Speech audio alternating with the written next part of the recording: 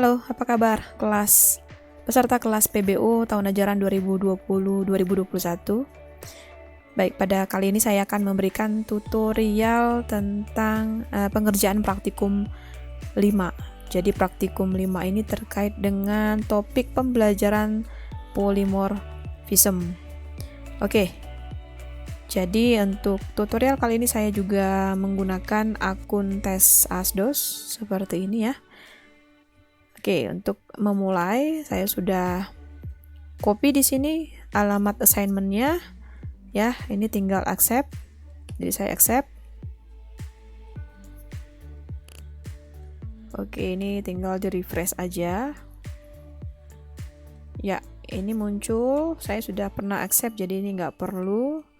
Nah, untuk menghindari munculnya bug yang seperti minggu lalu ya, yang tesnya tidak dijalankan, ini saya update dulu. Saya klik dulu update-nya. Oke, sudah saya klik update dan sudah selesai prosesnya. Ini saya langsung menuju ke repository praktikum 5 second attempt tes Asdos. Baik, ini sudah muncul dan saya akan kerja menggunakan GitHub desktop. Oke, saya akan akses dari sini. Open with GitHub desktop.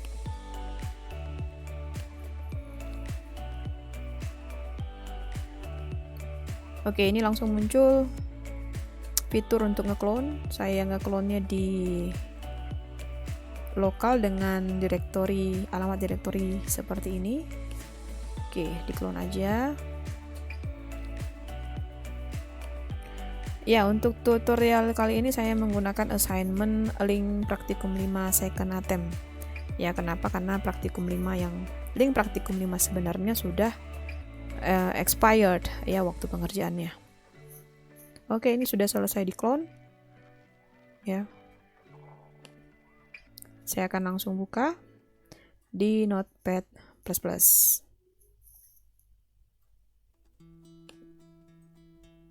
Oke, ini posisi windownya saya atur ulang ya, supaya nanti saya lebih gampang, karena saya lebih banyak kerja di Notepad++.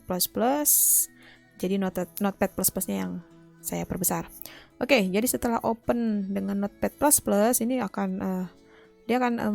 GitHub desktop akan membuka semua file yang ada di dalam repository yang sudah di-clone ke lokal.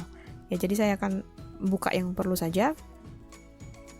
Yang ini file git.node nggak perlu. Kemudian ini saya tutup. Ini juga saya tutup. Auto gradingnya juga ditutup. Baik, ini isi dari readme ya. readme.md maksud saya. Nah, di sini ada sejumlah instruksi. Ya, pendahuluan. Kemudian harusnya di sini ada gambar. Ya, ini nggak kelihatan ya. Saya refresh deh. Nah, kita baca dari bagian sini aja. Ya, di bagian readme.md ini ada pendahuluan. Ya, ini tujuan dari praktikum 5. Kemudian di sini ada pemberitahuan bahwa ini adalah lanjutan dari praktikum 4. Jadi soal 2 dari praktikum 4 digunakan pada praktikum 5 ini. Ya. Kemudian di sini ada pemberitahuan bahwa beberapa pengetahuan kalian akan array, dan ya ini topik minggu kedua ini sangat dibutuhkan untuk menyelesaikan khususnya polymorphic data structure. Oke. Nah, di sini kalian akan berlatih melakukan shallow clone dan deep clone. Jadi pada kode program sebenarnya shallow clone-nya sudah ada. Kalian tinggal ngisi metode deep clone. Kemudian sebagai contoh yang benar dari clone ini, kalian diminta untuk melihat metode clone yang ada di kelas point. Oke, kita lihat kelas point. Di sini ada metode clone ya. Di sini ada komentar ya. Jadi ini overriding method clone yang diwariskan oleh kelas objek. Jadi method clone ini adalah hasil warisan dari kelas objek sebenarnya. Nah, untuk mengcloning objek point ini dapat dilakukan dengan 3 cara. Cara pertama, menggunakan copy constructor dari kelas point dengan syarat isi dari copy constructor bukan dynamic aliasing. Ya, jadi coba kita lihat copy constructornya. Jadi ini bukan dynamic aliasing. Seperti apa sih dynamic aliasing itu ya? Jadi dynamic aliasing itu adalah dua buah variable reference menuju ke objek yang sama begitu. Nah, kemudian cara yang di sini kebetulan memang karena point ini tidak mempunyai atribut yang merupakan yang bertipe objek lain, jadi di sini semua atributnya tipenya primitif, jadi copy constructornya pasti bukan dynamic aliasing. Oke, selanjutnya cara yang kedua menggunakan constructor dengan parameter ini ya. Oke. Kemudian dengan cara yang kedua itu menggunakan copy constructor. Ya, ini syaratnya juga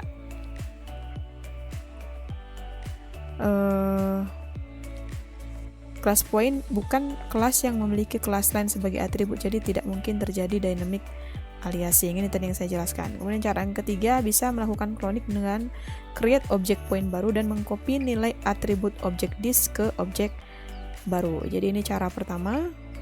Ya, ini menggunakan konstruktor dengan parameter. Ini yang menggunakan konstruktor dengan parameter.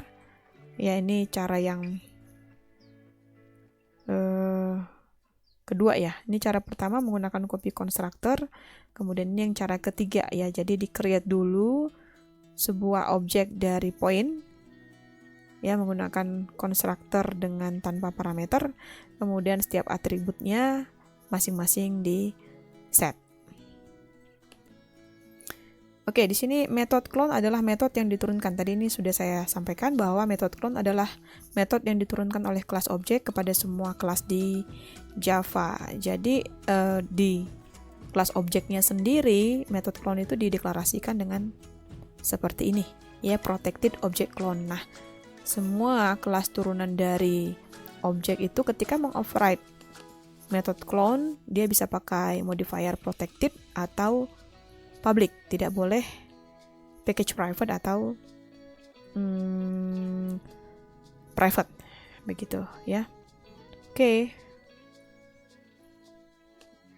ini kelas diagramnya sudah kelihatan nih ya, karena URL-nya mesti diubah. Saya pernah ngupdate gambar ini, jadi URL-nya mesti diubah dulu baru kelihatan. Oke. Nah, pada kelas diagram ini perbedaannya dengan praktikum 4 sebelumnya adalah ada metode clone ya di shape, kemudian ada metode clone di circle, metode clone di rectangle, ya di point juga ada clone, kemudian di shape test driver itu ya ada tambahan 2 buah atribut, kemudian ada metode add element, set element, get element, print or shape, shallow clone, deep clone, dan ini metode main ya. Memang di shape test driver ada main. Oke, nah kita masuk ke latihan. Di latihan poin 10 ya, kalian diminta untuk mengoverride metode clone pada kelas circle. Ya, jadi ini adalah perintah untuk bagaimana ngetesnya. Ya, tes untuk latihan 1 ini terkait dengan kelas test circle, metode test clone. Oke, kita langsung ke kelas circle saja.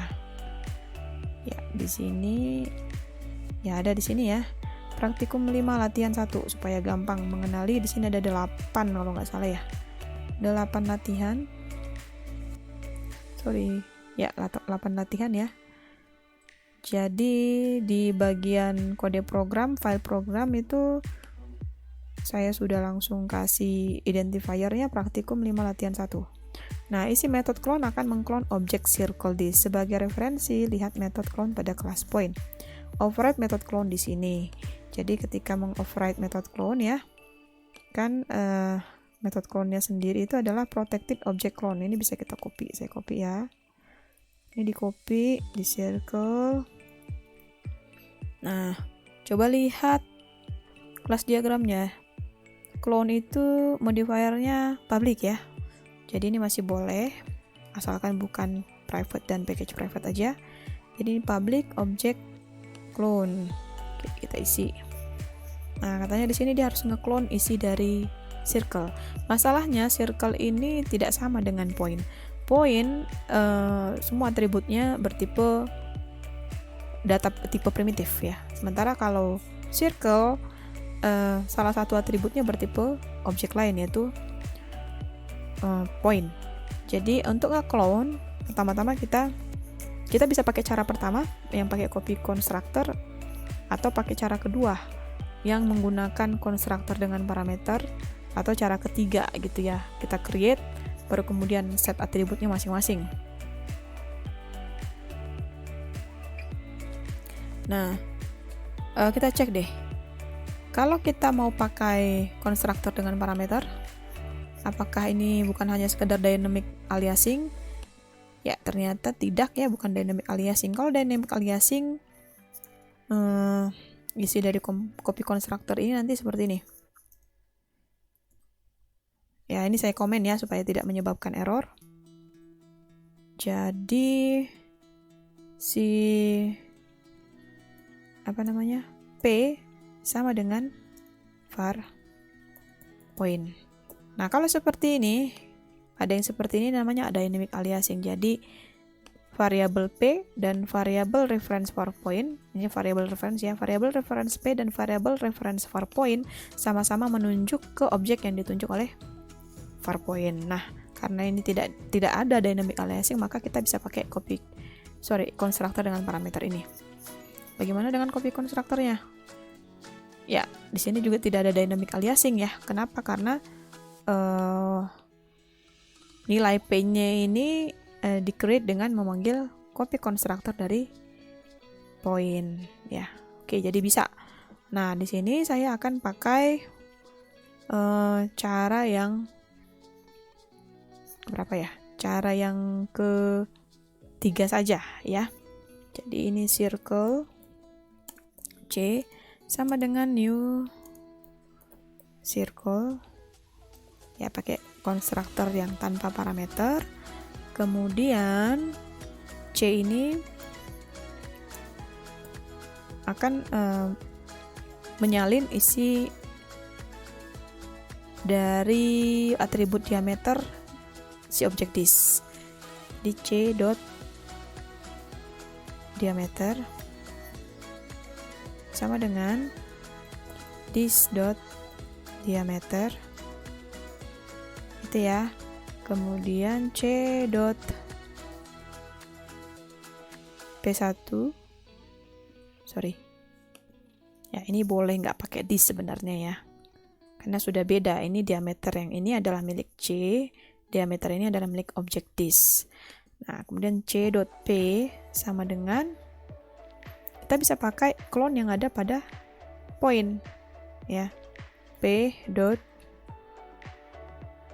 clone, ya, P dot clone. Nah, si P dot clone ini kerjanya kan nanti akan nge-clone P ya, nge-clone P-nya, dan dia akan mereturn sebuah objek yang isinya persis sama dengan si P. Begitu. Jadi bedakan ya, ini P ini adalah milik si objek circle yang baru kita buat di sini, dan P ini adalah bagian atau atribut dari objek disk. Begitu. Kemudian jangan lupa untuk nge-return. Ya, setelah ini selesai, jangan lupa untuk di-return. Return C. Oke. Ini selesai untuk latihan 1. Latihan berikutnya apa? Ya, latihan yang berikutnya adalah kita diminta nge-clone rectangle. ya. Oke, kita langsung aja ke kelas rectangle.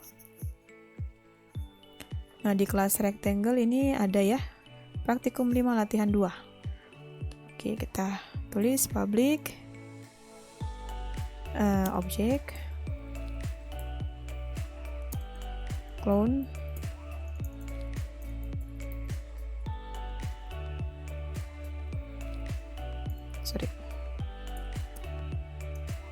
Yap. Kita perhatikan di sini rectangle clone ya. Ini modifiernya public ya, bukan protected. Oke. Untuk nge-clone rectangle ini saya mau coba pakai cara ketiga juga tetap ya. Ya, saya pakai cara ketiga, jadi rectangle R sama dengan new rectangle.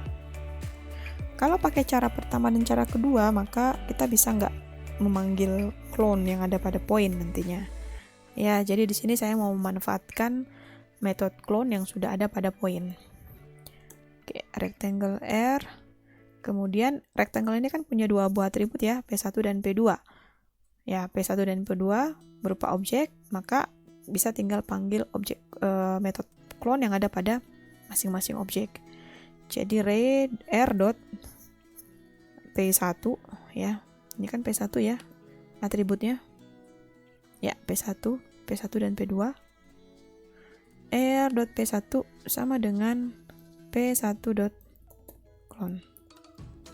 Kemudian R dot P2 sama dengan P2 dot clone. Baik, setelah itu ini udah selesai ya, setiap atribut sudah di clone.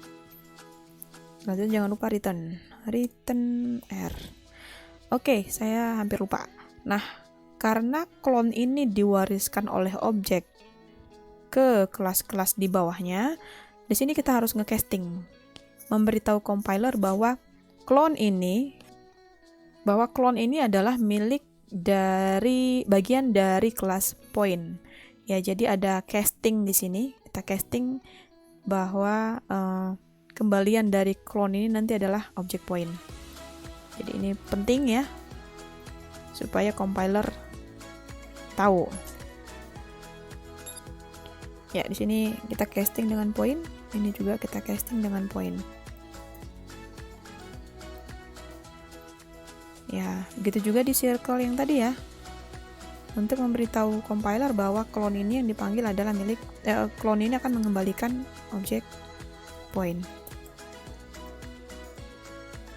Oke, ini udah di return. Rectangle ya, ini udah di return ya. Nah, selanjutnya kita ke latihan 3. Latihan 3 itu ngapain? Ya, diminta untuk nge-clone objek shape. Kita ke shape. Shape ini sederhana sekali ya. Dia cuma punya satu atribut, yaitu name. Jadi kita langsung ke ya, di sini ya. Ini praktikum 5 latihan 3. Kita tulis public object clone. Ya, jadi ketika mengoverride, return type harus persis sama. Nama metode juga persis sama dengan milik kelas objek, dan ini kena kebetulan tidak menerima parameter apapun ya, variabel parameter apapun. Jadi di sini tinggal membuat instance dari class shape s sama dengan new shape. Oke, di sini saya bisa pakai cara kedua aja deh, mau pakai konstruktor dengan parameter. Ya, jadi di sini saya langsung masukin name. Bisa. Kemudian return s. Mau lebih singkat lagi, cukup satu baris boleh ya. Ini bisa kita buat seperti ini. Return new, ini dihapus. Oke, mungkin ada yang bertanya, Bu, ketika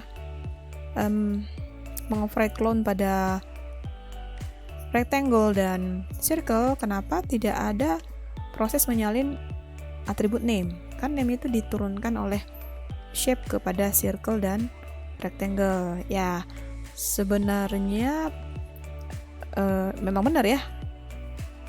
Circle punya atribut name dan rectangle juga punya atribut name. Cuman karena di sini di baris 62 kita panggil konstruktor dengan tanpa parameter. Coba kita cek. Konstruktor dengan tanpa parameter ini akan otomatis memberikan nama kepada si objek yang baru saja dibuat. Begitu juga rectangle. Jadi nggak perlu kita menyalin isi namanya gitu ya, karena yang di clone dia akan nge-clone objeknya ya itu juga gitu ya. Oke. Selanjutnya kita ke latihan 4 ya. Latihan 4 ngapain? Ini menambahkan elemen ke dalam suatu array of shape. Ya, sebelum mengerjakan latihan 4 sampai dengan latihan 8, silakan memahami isi dari metode main pada kelas shape driver. Mulai dari bagian yang diberi tag comment. Setelah itu realisasikan metode add element pada kelas shape driver sesuai deskripsi yang diberikan. Cek juga kelas diagram untuk mengetahui spesifikasi dari metode add element. Jadi di sini add element itu dia menerima 2 buah atribut. Satu yang bertipe array of shape dan satu lagi yang bertipe shape saja. Dan add element ini mereturn sebuah objek array of shape. Ya, di sini bisa dilihat di kelas diagramnya. Oke, kita langsung ke shape driver. Kita lihat dulu mainnya. Ya, ini main, ini bagian dari praktikum 4 sebelumnya ya. Ya, ini awal dari praktikum 5. Jadi ini pengantar, kode program ini untuk apa? Ya. Jadi ini uncomment bagian ini setelah semua program Anda lulus tes. Ya, jadi ini nanti ketika semua sudah selesai dan juga lulus tes dapat nilai, ini bisa di uncomment gitu ya. Nah, ini bagian ini meng-create sebuah array of shape yang dapat menampung 5 elemen. Jadi nanti akan ada array of shape ya, yang size-nya max L ini isinya 5, jadi yang size-nya 5. Kemudian dia akan di main ini akan dipanggil metode add element ya untuk menambahkan objek circle dengan nilai atributnya E, F, dan G. Begitu. Oke. Kita mulai aja ya untuk add element. Ya, add elemennya ada di bagian atas. Praktikum 5 latihan 4. Realisasikan atau tulis kode program metode add element di sini yang dapat menambah elemen pada suatu array of shape selama array of shape tersebut belum penuh. Gitu. Oke, kita tulis di sini, kita lihat modifier add element adalah public. Public. Kemudian kembaliannya adalah array of shape. Jadi di sini shape. Ini tanda dari array of object ya, ada setelah nama tipenya diikuti dengan pasangan kurung siku. Setelah itu nama metodenya add element. Kemudian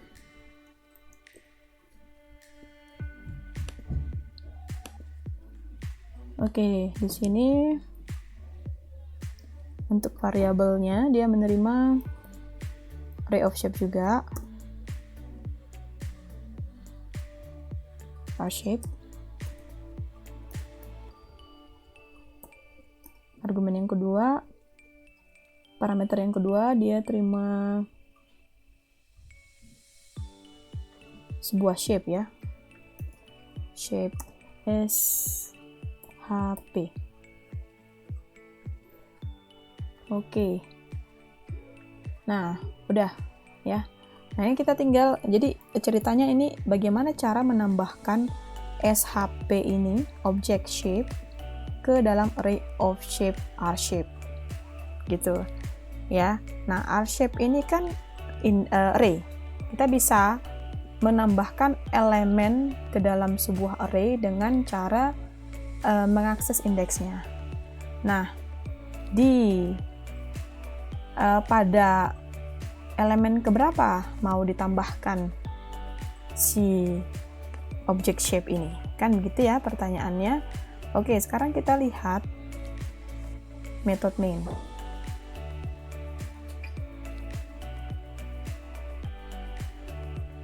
Ya, si method main ini dia nge-create sebuah array of shape namanya shape R1, kemudian ukurannya max L, dan ya kita lihat di bagian atas di sini ada max L 5 dan NBL 0. Jadi NBL ini untuk mencatat sudah berapa banyak elemen yang ada di dalam array of shape gitu ya, sudah berapa banyak yang ada di dalam array of shape. Nah, si NB elemen ini awalnya di set nilainya 0, artinya belum ada elemen di dalam array of shape. Ya, ini sayangnya memang mau berapapun objek yang kita create, dia akan hanya satu pencatat sudah berapa banyak elemennya. Begitu ya. Oke. Kita tulis ya isi dari add element. Di sini ada notifikasi selama sebuah objek array of shape bisa ditambahkan selama array of shape tersebut belum penuh. Jadi mesti dipastikan NBL kecil dari max L. Begitu. Oke, jadi di sini ada if. Ini kita langsung copy aja. If NBL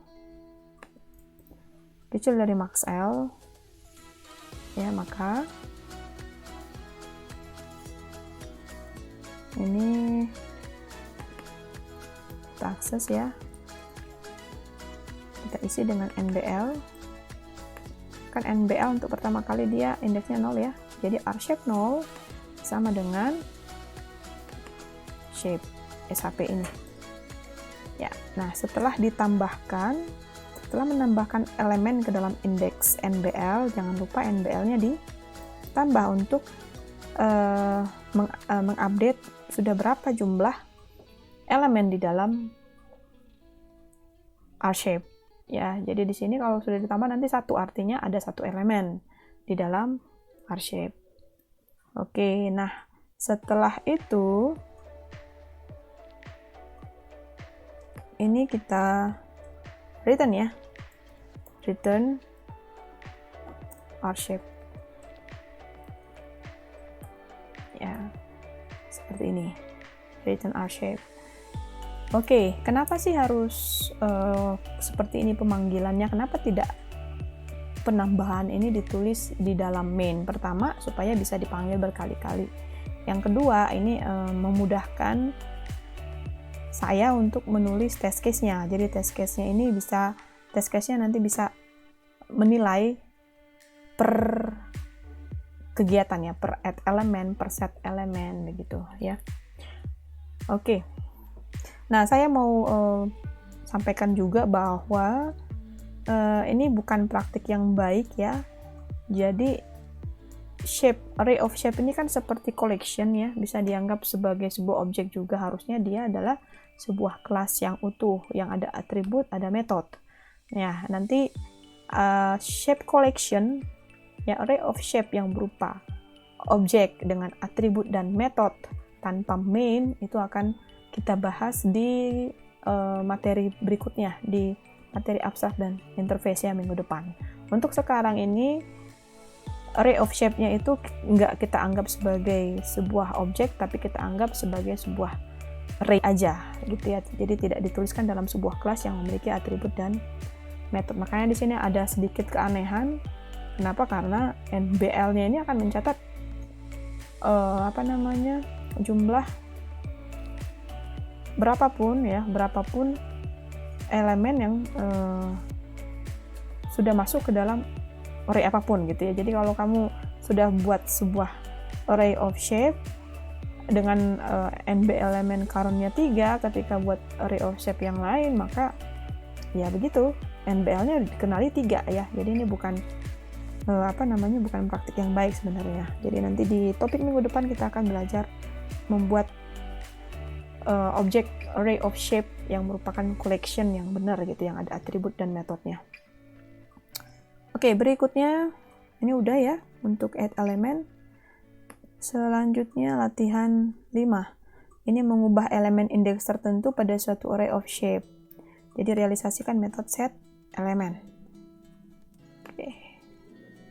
Latihan 5 nih, set element. Kita lihat di kelas diagram, set element itu modifiernya public. Kemudian ada return type-nya enggak? Ya, dia nge-return sebuah array of shape ya. Shape set element. Kemudian menerima 3 buah parameter. Yang pertama adalah array of shape, namanya R-shape. Kemudian parameter kedua bertipe shape ya, hampir mirip dengan metode set add element SHP. Dan parameter yang ketiga adalah index bertipe ini, index ya. Jadi di sini idenya adalah si set elemen ini bisa mengubah elemen pada indeks tertentu. Nah, di sini mesti dijaga nih, indeks elemen atau elemen array of shape yang mau diubah itu harus valid. Ya nggak valid itu kapan? Jika indeks bernilai 0 sampai kecil dari max elemen, 0 sampai 4. Ya kan? Nah, di sini kita harus cek if index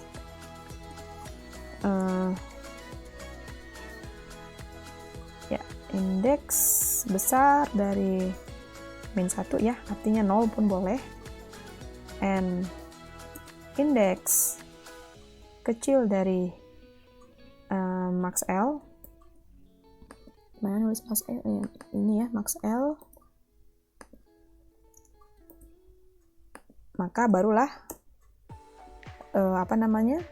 elemennya bisa diubah.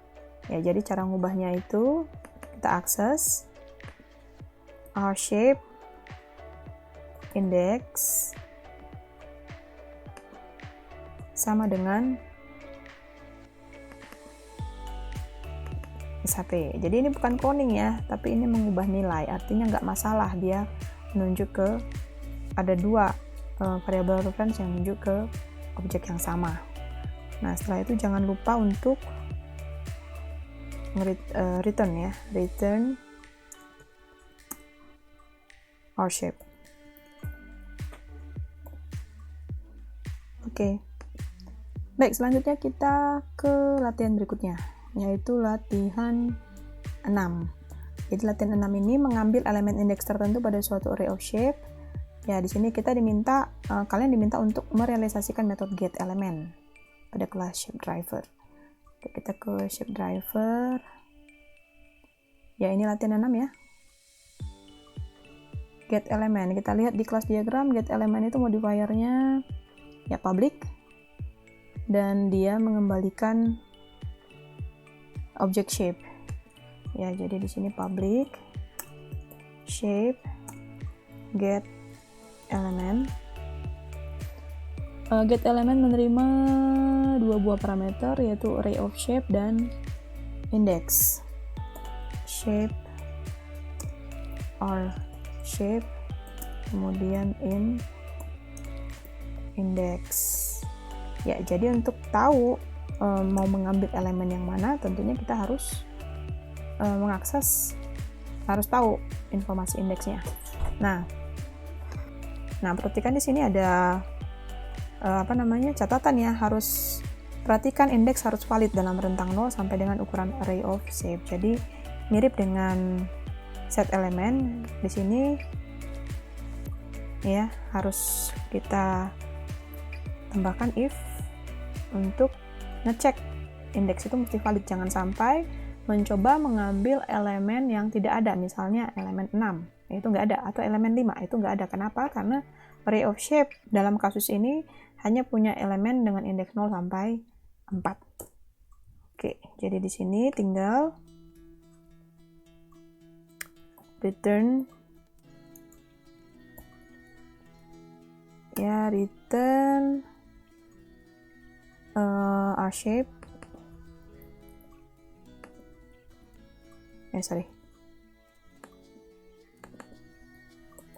return R shape index, gitu ya.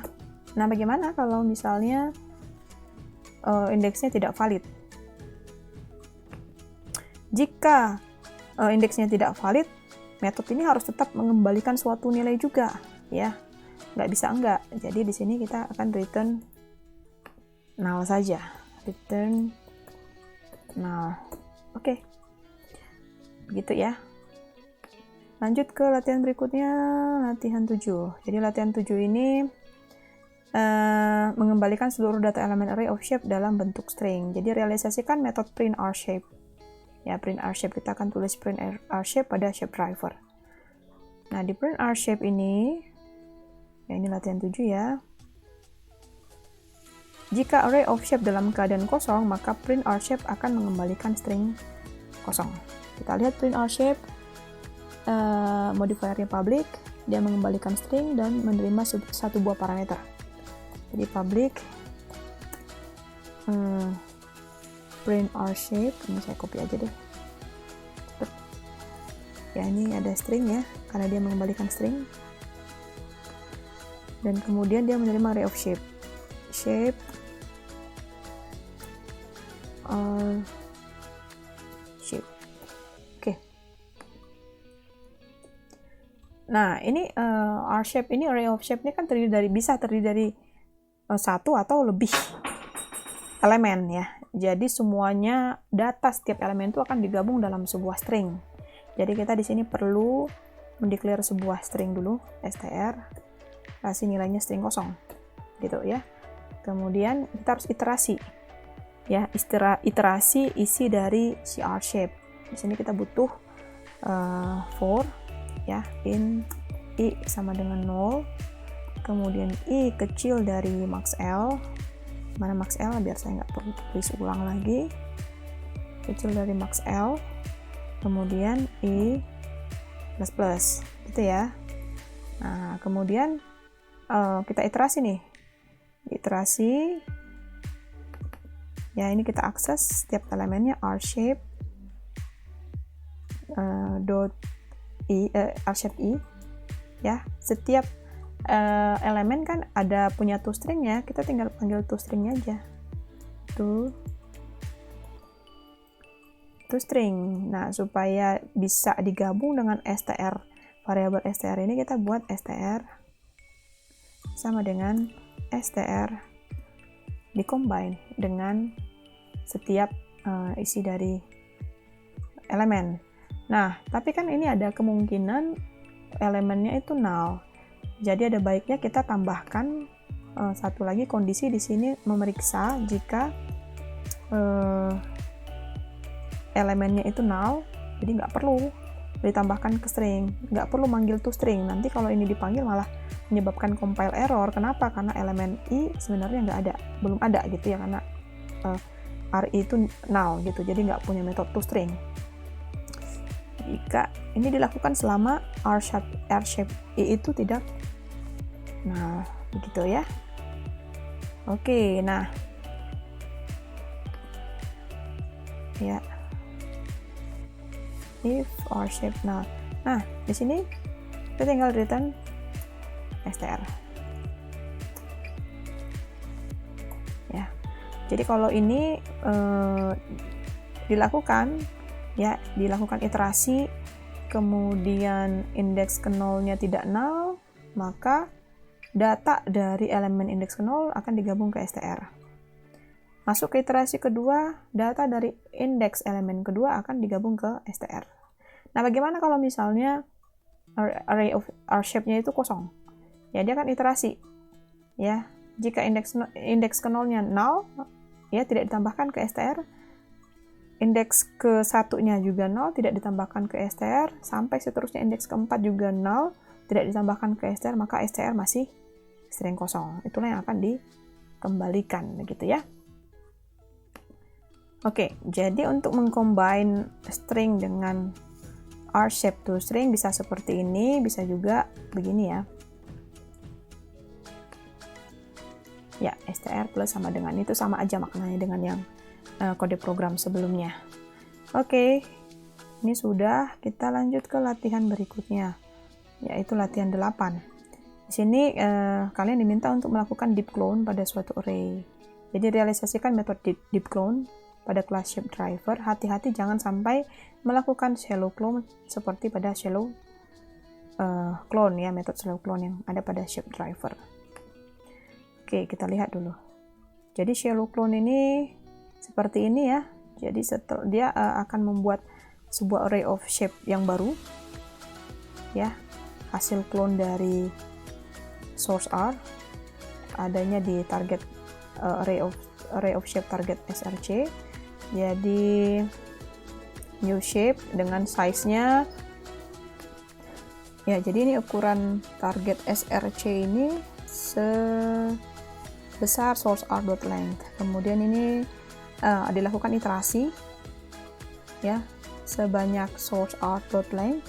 Kemudian ini ada pengecekan kondisi jika source i tidak sama dengan null, barulah kemudian ini dilakukan dynamic aliasing. Ini dynamic aliasing ya, seperti yang tadi saya sudah jelaskan pada sesi Zoom. Jadi target srci dan source ri akan sama-sama menunjuk ke objek yang ditunjuk oleh source ri. Inilah shallow clone. Yang dimau adalah kalian melakukan deep clone. Ya, deep clone. Jadi di sini kita akan realisasikan deep clone, metode deep clone. Jadi ini public ya. Public kembaliannya adalah sebuah array of shape. Deep clone ya, dia menerima sebuah variabel ya bertipe array of shape, R shape.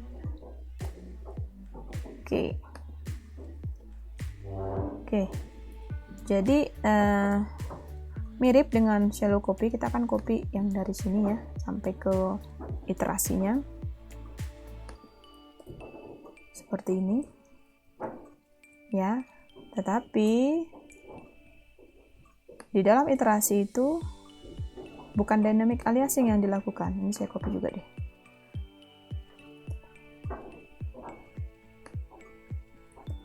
Bedanya di sini. Kalau pada shallow copy dia langsung melakukan menggunakan operator assignment. Dan di sini kita enggak. Jadi yang dilakukan adalah ya ini ya. Source r dot clone seperti ini.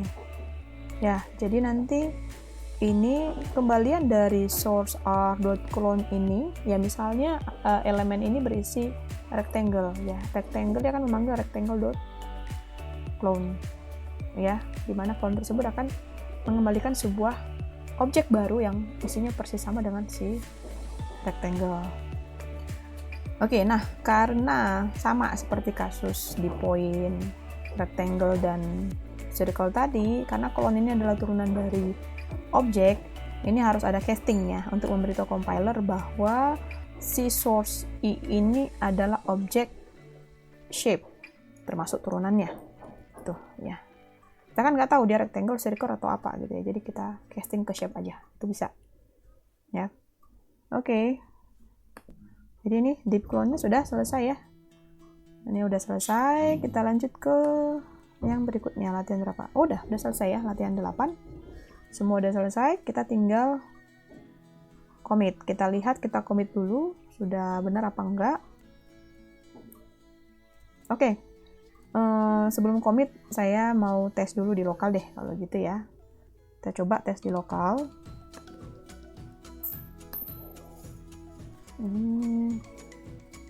Comment. Ini saya mundur dulu.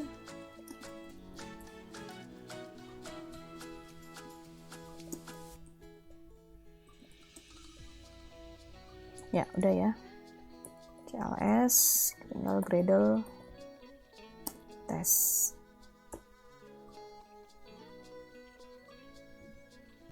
Ketika menjalankan Gradle test pertama kali memang agak lama ya. Kenapa? Di sini sekalian dia menginstall plugin yang lain yang diperlukan. Jadi itu yang bikin lama. Ya, sekalian juga dia mengcompile semua file yang diperlukan. Nah, pada percobaan menjalankan Gradle test yang berikutnya itu akan jauh lebih cepat. Oke, ketika di Gradle test ada error di shape driver Java 864. Ya, kita lihat.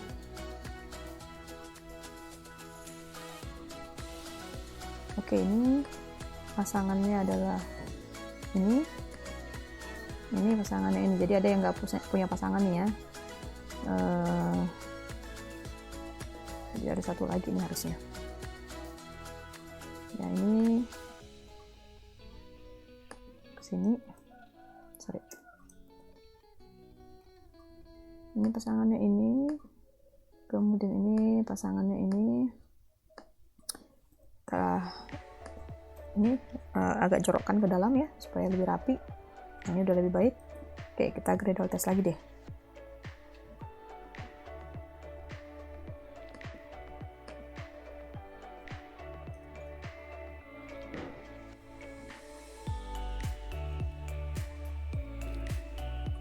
Ya, ada error ya di Java 83. Ini katanya cannot find symbol, ditunjuk di source R. Kita lihat source R. Ya, ini akibat dari saya copy dari shallow clone ya. Jadi yang di sini kan adanya R shape, saya pakainya source R. Jadi ini harus diubah dulu. Ini R shape ya, karena kan R shape ini akan di-clone ke target source. Ya, ini juga ganti.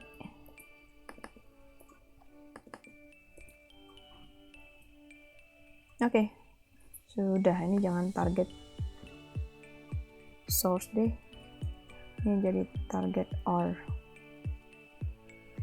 Ya, target R. Ini target R. Oke, coba ya kita Gradle test lagi. Oke, ini masih ada error. Ya, jadi di sini pesan errornya adalah non-static method element cannot be referenced from static context. Ya, ini ya contohnya di 188. Ya, ini semua metode yang ada di dalam shape test driver harusnya static. Jadi public static gitu. Saya kelewatan yang itu. Terlewat ya. Jadi ini harus public static. Aja.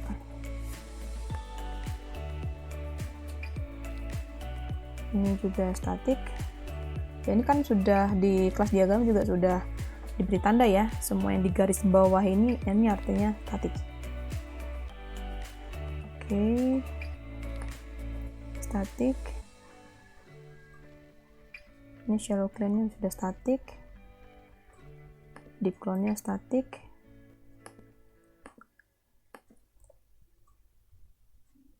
TCLS Gradle test.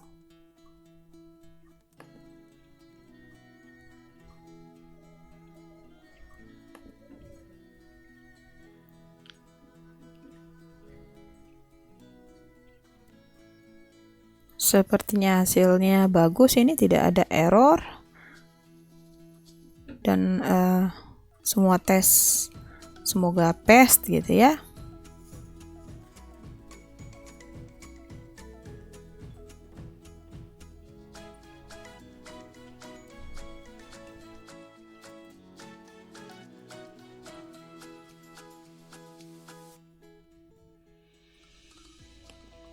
Oke, semua tes lulus gitu ya. Oke, jadi kita bisa commit. Tapi saya penasaran, kan tadi ada di bagian main shape driver yang diminta di uncomment setelah semua metode yang direalisasikan lulus kompilasi. Ya, ini kita uncomment. uncomment bagian ini setelah semua program Anda lulus tes. Ya, ini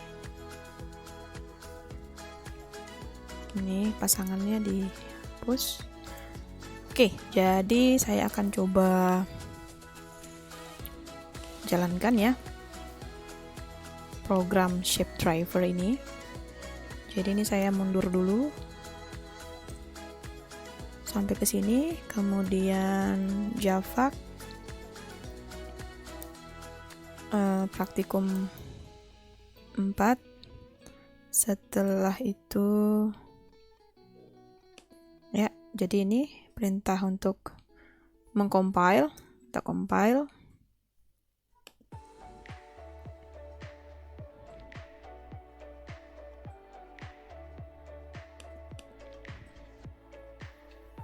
Ya, ini di push.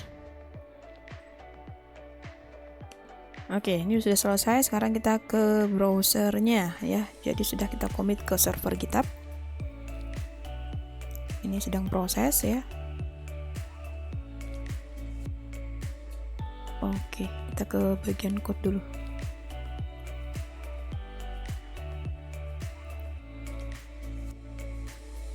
Oke, ini sedang proses ya.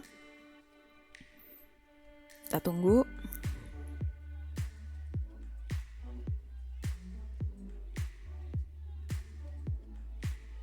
Ya, setelah sekitar 2 kali refresh, ini udah keluar hasilnya. Jadi ini sudah lulus tes ya.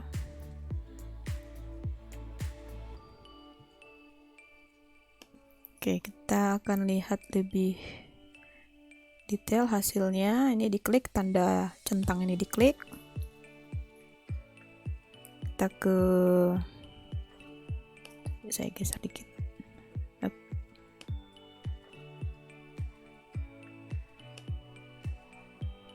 Details.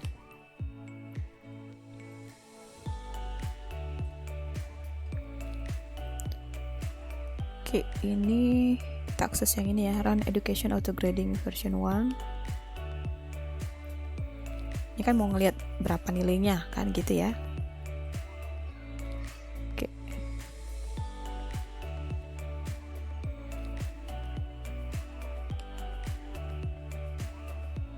Ya, kita lihat paling akhir.